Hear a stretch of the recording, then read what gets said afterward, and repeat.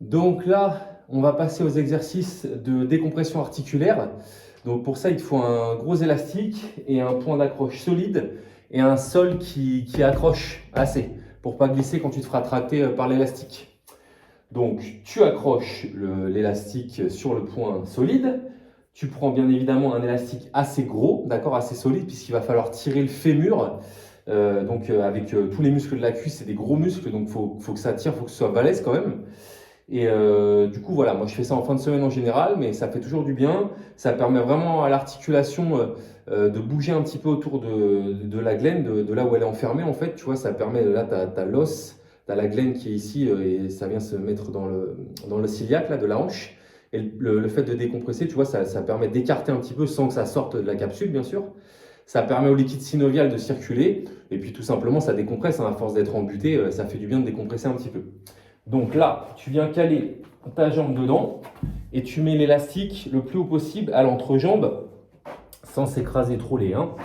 Et là, donc forcément, tu viens te mettre sur le côté.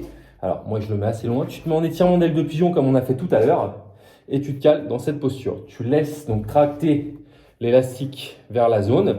Là, donc du coup, moi, je suis face. L'élastique, il est à 90 sur le côté et il me tire bien sur le côté. Donc là, je viens me poser, d'accord? Et là, tu n'as juste rien à faire. Tu respires.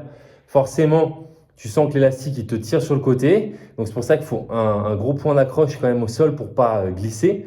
Parce que si tu glisses quand ça te tire, ça ne va rien décompresser du tout.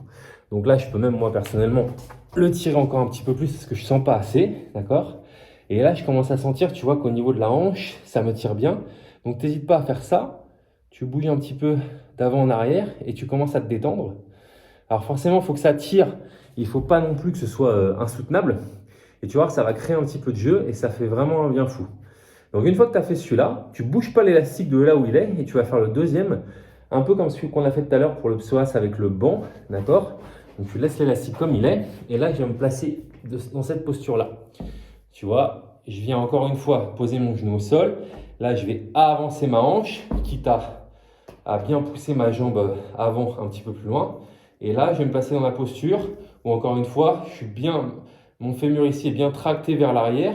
Je contracte mon fessier, je pousse ma hanche vers l'avant.